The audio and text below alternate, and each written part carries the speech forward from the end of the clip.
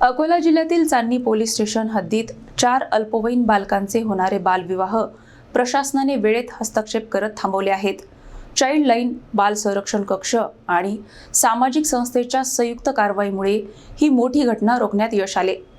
अकोला जिल्ह्यात बालविवाह रोखण्यासाठी प्रशासनाने घेतलेल्या तत्परतेमुळे एक मोठी घटना टळली आहे. चांदणी पोलीस स्टेशन अंतर्गत एका गावात 2 अल्पवयीन मुली आणि 2 अल्पवयीन मुलांचे बालविवाह होणार असल्याची गोपनीय माहिती चाइल्ड लाईन 1098 आणि ॲसेस टू जस्टिस संस्थेला मिळाली होती. माहिती मिळताच चाइल्ड लाईन समन्वयक हर्षाली गजभिये, जिल्हा समन्वयक शंकर वाघमारे आणि ग्रामपंचायत अधिकारी सुनील इंगळे यांनी तात्काळ घटनास्थळी धाव घेतली.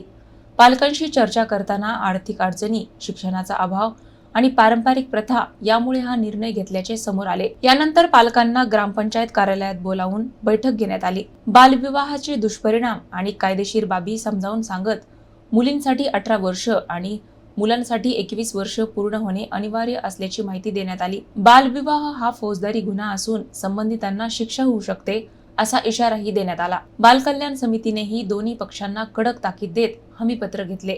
प्रशासन, पोलीस आणि सामाजिक संस्थांच्या संयुक्त प्रयत्नांमुळे ही गंभीर घटना रोखण्यात यश आले असून बालहक्क संरक्षणासाठी ही महत्त्वाची कारवाई ठरली आहे. ॲडव्होकेट अनिता ग, बालकल्याण समिती अध्यक्ष अकोला. अकोला जिल्ह्यात मुलीचं झालं तर कुठेतरी व्यंगात्मक बालक जन्माला येतं आणि तिच्या जीवाला सुद्धा धोका असतो. बालविवाह प्रतिबंधक जो कायदा आहे, या कायद्यामध्ये प्रमुखता जबाबदारी दिलेली आहे. ग्रामविकास असं आपण म्हणत होतो, त्यांच्यावरती जबाबदारी दिलेली आहे आणि हे सगळं थांबवण्यासाठी ग्रामीण स्तरावरती सगळी यंत्रणा म्हणजे पोलीस पाटील असू द्या, आशा वर्कर असू द्या, अंगणवाडी सेविका असू द्या, ग्रामपंचायत सदस्य, ग्रामपंचायत पूर्ण त्यामध्ये आम्ही आव्हान करतो की यांनी दक्षता घेणं गरजेचं आहे. आणि कल्याण समिती अकोला येथे 4 अल्पवयीन बालविवाहाच्या केसेस आल्या. बालविवाह रोखण्यासाठी सातत्याने जिल्हा महिला बाल विकास, त्यानंतर जिल्हा संरक्षण अधिकारी, त्यानंतर access to justice, child line, बालकल्याण समिती सातत्याने प्रयत्न करत आहे. आज ज्या केसेस आल्या त्यामध्ये असे निदर्शनास आले की काही त्यांच्या चालीरूढी परंपरा आहे, त्यामुळे ते शिक्षणापासून वंचित आहे.